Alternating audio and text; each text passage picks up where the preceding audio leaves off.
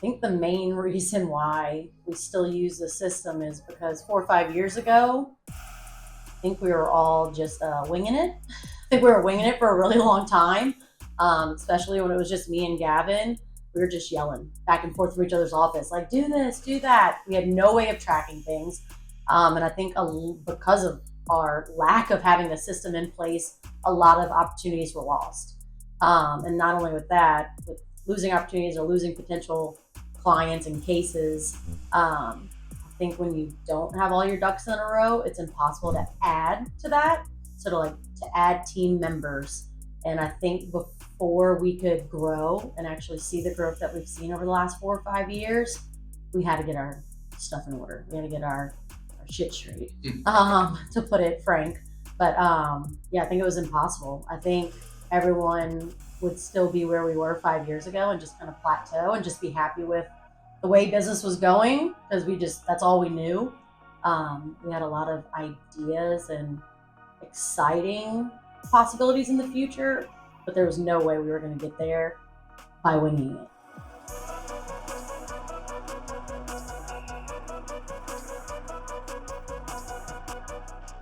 I was definitely a control freak. And so just it was very hard for me to stop and teach, and knowing or actually saying out loud that I needed help. And with the growth, it was impossible to sit there and think that I could do it all by myself. And so with adding crucial team members to our team and letting go of those things allowed me to really focus on what I was really good at, instead of just, I don't know, just having it all on my chest, all on my back, like all the expectations. And not only that, with being kind of like the one-stop shop, when I was the one doing everything, it was impossible for me to step away. Like taking a vacation, I joke around like I haven't been on a real vacation in 15 years, because you're never able to turn it off if you're the only person that has the answer per se. So being able to let go of that and actually rely on team members to help has been a game changer for me, to not necessarily be on the edge day in and day out.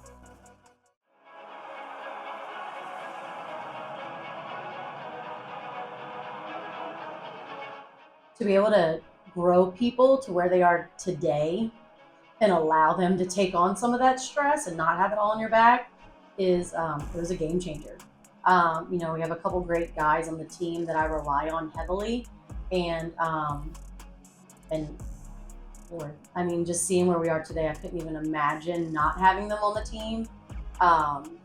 It does alleviate a lot of pressure, and also to know you have like you have all these people around you that have your back, and cheerleaders and support system, but also just having other people to sit there and be like, I need to listen to what she's saying. Like, she's not, because a lot of the guys that are client facing and out there, they're so focused on the game per se and the sale that they have no idea what the back office does.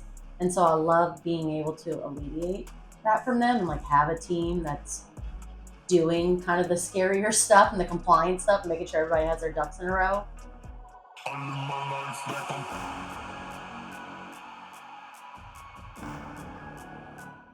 The expansion, as exciting as it was, it definitely took my breath away for a second. I was just like, I really hope y'all understand what this is going to take in an operation standpoint. And so thankfully, I think they really understand that we can't keep adding on all these sales guys at the top. If we don't have the foundation, it's all going to come crumbling down. So I think 5 years ago, they were so focused on growing at a sales level that the operations department, in my opinion, was hurting. But knowing that the leaders and the partners have the understanding of how important an operations department is to get everything to the finish line, I know I have their support in hiring additional staff. And so they definitely realize that, hey, look, this is really going to play out the way it is. We need help. And I have their support. And to be able to lead a bigger operations department is definitely exciting, also nerve-wracking. But I'm excited to see what the future holds and to keep growing in my position where I am today, and maybe not be so back office and more, a leader. But yeah.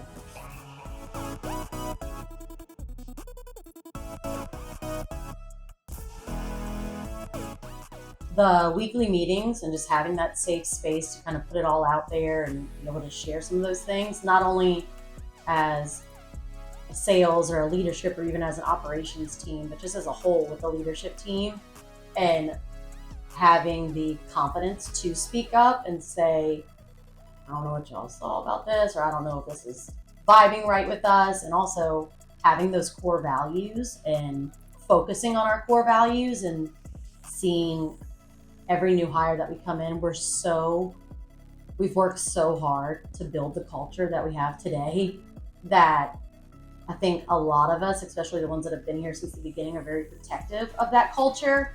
And so the second someone comes in to risk what we've built, I think we all have the confidence to speak up and either make those tough decisions, see if they're capable of working with us or capable of, look, like, this is the Highland Wealth way and this is how we do business. Or, if not, I don't think any of us want to risk losing what we've built today.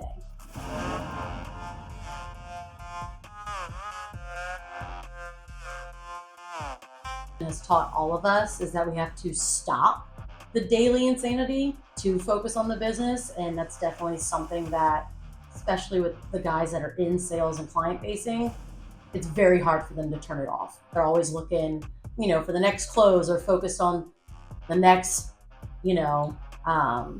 big case or big investment. So to have this system in place for us to stop, take days out of the business and focus on processes, we would still be winging it if we didn't. And so it took a lot of time. It's been years in the making. We go in and we change it because the industry changes, and with that, the process changes on how we do things.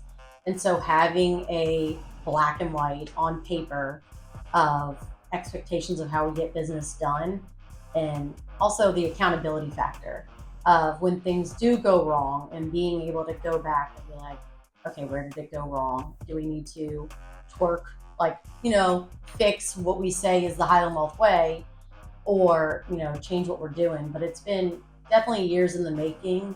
And also, I think it's really important to have all that in place for all the new hires. When someone does come in and have downtime, which really doesn't exist, but when they do have some downtime and be able to pull these things up and read and hopefully grasp what our day-to-day looks like, it's really hard for the sales and advisors to grasp what operation does without seeing wow, okay, all this goes into play with one case and one case. So it's been crucial to have that in place, and it's something we work on monthly, annually. It's constantly changing and evolving.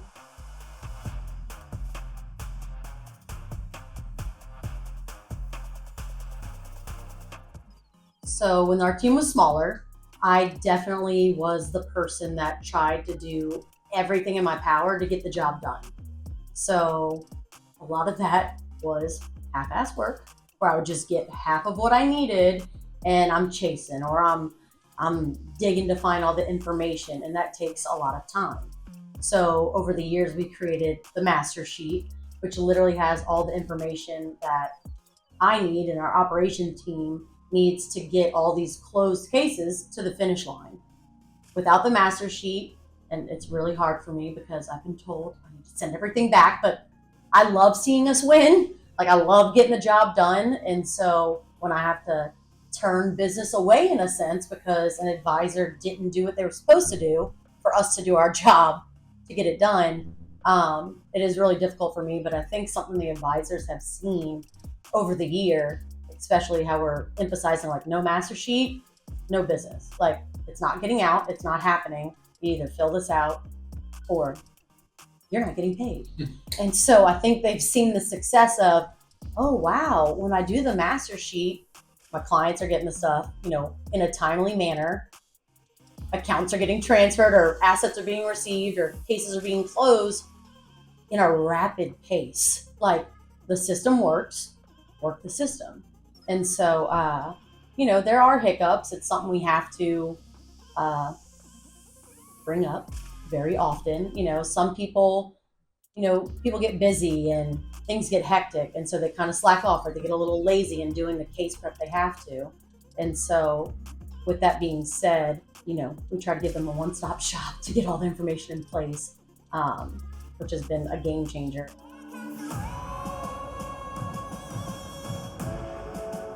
So before we met you, the guys actually had a coach out of New York that they worked with for about a year. And I don't know what it is. People say things about the South, but we're different. We are built different. And I don't know if it's the Southern hospitality, or I just felt like our previous coach we're on a completely different universe. Like, not only that, being in person, I'm not saying you have to have a coach that can physically be present, but having that physical presence of someone in the room, really getting to know you, really understanding what you're trying to achieve and what you're trying to work for, versus, the New York person, which was terrible. But won't say any names, but I thought it kind of hurt us. And I think there are coaches out there that can hurt your team, that can hurt your culture. And when you're just on completely different wavelengths, it can be detrimental. And I felt like that was happening with us. And when you came in, we were at the lowest of the low, and we were able to have you present, third party, didn't know us from Adam, well, most of us, and just seeing the level of care and also the level of experience, like, you were just unbelievable. I mean, it really was a aha moment to see what you had to say and turn this place around, literally turn this place around. And we've only, like I said, that first year was obviously really tough. A lot of people were in their own mindsets and had some negative thoughts, but with dedication from you and us, we all had to kind of, I think we had commitment on both levels. But it's just one of those things where, I don't know, how can we stop? You've gotten us so far, and also we made all these insane goals that now the guys are even saying we can trump in a faster time span than we originally said. But to see it happening, and even, I think the best part is coming into our annuals with you and looking back at our old notes and old sessions and all the things that we said were like this insane, we're never going to be there. And then you're like, hey, guess what? You're here. It's very rewarding. Tenure means a lot to me, and being with someone for a long period of time just only validates the relationship. And it's just been an unbelievable experience. And as soon as I think we've heard it all, you come in with something else and you crush it again, and it's just like these aha moments keep happening. And so as we've evolved, I feel like our coaching with you has evolved, and just where we are today, it's been unbelievable. It's I don't see how we could ever not have Cullen in the room with Highland Wealth. There is no Highland Wealth without Cullen. It's like you should be on the accountability chart. Like, you're up there, like you're part of the team. But no, it's been amazing. It really has.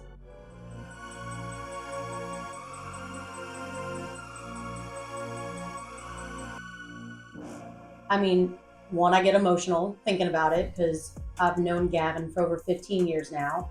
I was one of his first interns when I was a junior in college. And, I didn't know what I wanted to do or who I wanted to be. And literally being here my entire adult life and seeing the growth, not only with me, but also with Gavin and the leader he's become, and getting where we are today. It's just, I don't know, it's hard to put words to it because it's been such an insane experience. And looking back, when me and Gavin were just sitting at the computer, ooh, we couldn't wait to hit 20 million of assets. You know what I mean? That was our goal, getting to 20 and then, 10xing, our whole projection of where we wanted to be. It's just been very exciting and very rewarding. Like I said, I get emotional thinking about it just because I love seeing all of us win. And I'm all in, I'm passionate about it. Well, one, I'm passionate about what we do for people and the importance of, the financial industry as a whole, and, protecting people's legacies and just protecting their families. And it's been a very rewarding experience growing with Gavin, especially, and even, all the other guys that have been around for 5+ years. Um, yeah, it's unbelievable. It's very rewarding. It's awesome. It's awesome. I wouldn't be here if it wasn't for Gavin. Um, we always joke around. I'm like, he always used to say, the day you walk out, I walk out too. I'm like, all right, buddy, back at you. It's just like, we're all in. We're in this for the long haul. But it's been amazing.